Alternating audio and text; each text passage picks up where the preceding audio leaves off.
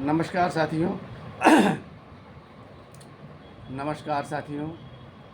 अखिलेश विकल चैनल के अंतर्गत निर्णय की घड़ी श्रृंखला में आज हमारी बात हो रही है देश के मायने के संदर्भ में। इस संदर्भ में साहिर लुधियानवी जी की दो पंक्तियां गौरतलब हैं कि मालिक ने तो इंसान को इंसान बनाया, हमने उसे हिंदू या मुसलमान बनाया। उसने तो हमें बख्शी थी बस एक ही धरती, हमने कहीं भारत कहीं ईरान बनाया। जो तोड़ दे हर बंदो तूफान, आगे लाइनें हैं लेकिन मूल बात हमारी यहीं से है। तो सच्चे इंसान के लिए, एक खुले आसमान के लिए ये पंक्तियाँ बेहद सार्थक हैं। लेकिन यह हमारा एक आशावादी सपना ही है। यथार्थ में दुनिया देशों में बटी हुई है और आदमी तरह तरह के पंथों मजहबों में बटे हुए हैं। तो ऐसे में आत्मरक्षा की एक प्रचंड स्थिति हमारे सामने आ जाती है। अगर हम अपने देश से मारे गए या अपने देश में कमज़ोर हुए तो कोई दूसरा देश हमको स्वीकार करने को तैयार नहीं है। इसी तरह किसी दूसरे पंथ वाला, किसी दूसरे मजहब वाला, किसी दूसरे मजहब को स्वीकार करने को, बराबरी के स्तर पर स्वीकार करने को हरगिज़ तैयार नहीं है। अगर वो आपको स्थान भी देगा तो अपने हिसाब से, जहां आप दोयम दर्जे के व्यक्ति बनकर ही रह पाएंगे। इसी स्थिति में अपने देश की स्थिति ध्यान देने की हो जाती है। जब हमारे देश यानी भारत के आसपास के देश इस देश के लिए संकट हो जाएं, इस देश के लिए दुश्मन हो जाएं, तो ऐसे में हमारी मजबूरी है कि हमें अपने देश की रक्षा के लिए, अपने देश की सुख शांति के लिए एकजुट होना पड़ता है, उसकी व्यवस्था करनी पड़ती है। ठीक वही बात पंथ या मजहब के मामले में भी है। अगर दूसरे पंथ वाले, दूसरे मजहब वाले हमारे साथ समान व्यवहार के साथ रहने को तैयार नहीं हैं, वे अपना वर्चस्व हासिल करने की फिराक में हैं, तब हमारी स्थिति हो जाती है कि अपने आत्मसम्मान के लिए, अपने सामान्य जीवन के लिए हम अपनी स्थिति को बचाए रखें, अपनी स्थिति को सुदृढ़ रखें।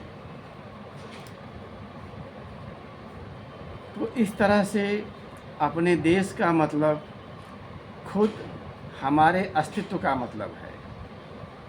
ऐसा नहीं कि देश कोई अलग चीज़ है और हम कोई अलग चीज़ है। जिस दिन देश के लोगों ने अपने आप को देश से अलग समझना शुरू किया, उसी दिन से उनका दाना पानी या उनकी सुख शांति के लिए समझ लीजिए कि बट्टा लग गया। कभी न कभी निश्चित रूप से वो पछताने के लिए अपनी पृष्ठभूमि तैयार करते हैं। तो इस चुनाव में भी हमें उन्हीं का समर्थन करना है जो इस देश के लिए हैं, जिनके एजेंडे में देश है, देश की समृद्धि है, देश की शक्ति है। यह तो हुई देश की बात। अब पंथ या मजहब की बात। तो हमारे यहाँ पंथ या मजहब की जो स्थिति है उसमें हिंदू मुसलमान दो मुख्य वर्ग हैं। हिंदू के साथ मुसलमान को रहने में तो कभी दिक्कत नहीं हुई।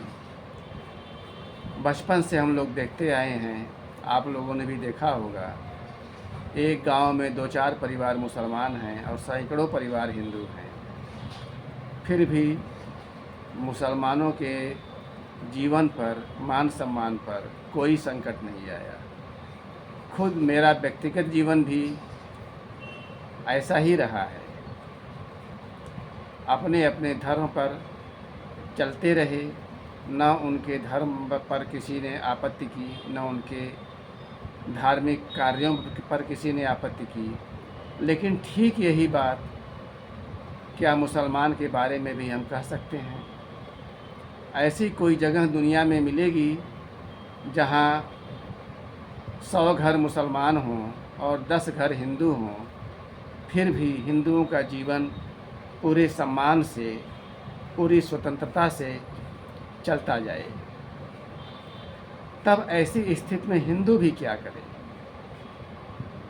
छद्म सेकुलर या धोखे में रखने वाले धर्मनिरपेक्षतावादी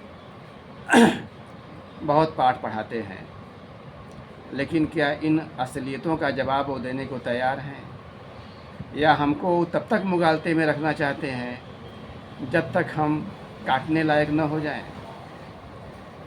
बातें थोड़ा कड़वी लग सकती हैं, लेकिन यथार्थ यही है, और यह यथार्थ पाकिस्तान, बांग्लादेश, कश्मीर यहाँ भोगा जा चुका है, और आज भी पश्चिम बंगाल, केरल में स्थिति दोयम दर्जे की बनती जा रही है। तो फिर हमारा फ़र्ज क्या बनता है?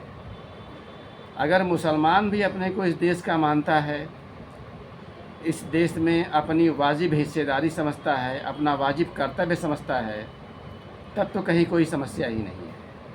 नहीं मानता है तो बहुसंख्यक हिंदुओं की मजबूरी है कि वह देश का साथ देने वाले के साथ खड़े हों, वह हिंदू का साथ देने वाले के साथ खड़े हों। अब यहाँ एक और बड़ी मज़ेदार बात है, आप मज़ेदार कह लीजिए या बहुत गंभीर विचारणीय विषय है कि हिंदू के साथ क्या राजनीति होती है।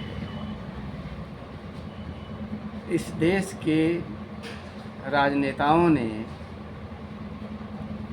अपनी सत्ता के लिए, अपने शासन के लिए हिंदू को बांट कर रखा, जातियों में बांटा, कृत्रिम जातियां पैदा की, जातियों के मतभेद की कथाएं गढ़ीं, और इस तरह से पूरी तस्वीर सामने पेश की जैसे इस देश में हमेशा से जातीय संघर्ष चलते रहे हों। जबकि हमारे शादी ब्याह में, हमारे तरह तरह के कार्यक्रमों में हर जाति को जोड़ा गया है। कई ऐसे काम हैं जो एक विशेष जाति द्वारा ही किए जाते हैं, और इसके साथ इस तथ्य को भुला दिया जाता है कि जिस देश में अनवरत जातीय संघर्ष चलते रहेंगे, वह देश सभ्यता और समृद्धि के शिखर पर कैसे पहुंच सकता है। क्या हमारे महान बुद्धिजीवी इस तथ्य को झुठला देंगे कि यह देश अपनी सभ्यता में, अपनी समृद्धि में, अपने ज्ञान विज्ञान में दुनिया में सर्वोपरि था? अगर वो झुठलाते हैं तो हमारा कर्तव्य क्या बनता है? हम अपनी आँखें खोलें और उनके भ्रमों के जाल में न उलझें, और अपने हिसाब से इस देश के हित के लिए खड़ी होने वाली पार्टी, हमारे हित के लिए खड़ी होने वाली पार्टी जो भी हो, उसको अपना समर्थन दें। मुसलमान के बारे में एक बहुत ख़ास बात है। यहाँ इनके मजहब का ऐसा ढांचा बनाया गया, ऐसा बाड़ा बनाया गया, जहाँ स्वतंत्र चिंतन नाम की चीज़ पूर्णतया प्रतिबंधित कर दी गई, और फिर इनको जो बताया गया, जो पढ़ाया गया, वही अंतिम सत्य मानना इनके लिए अनिवार्य कर दिया गया। और ऐसा इसलिए किया गया कि ये जगने न पावें, ये बाहर की दुनिया समझने न पावें, खुद अपने असली मतलब को, खुद अपने असली स्वार्थ को ये कभी समझ ना पाए। इस नाते मुसलमान को गंभीर अंधेरे में रखा गया, आज भी रखा जाता है, शिक्षा के माध्यम से, कुरान के माध्यम से और इस्लाम की कई तरह की चीज़ों के माध्यम से।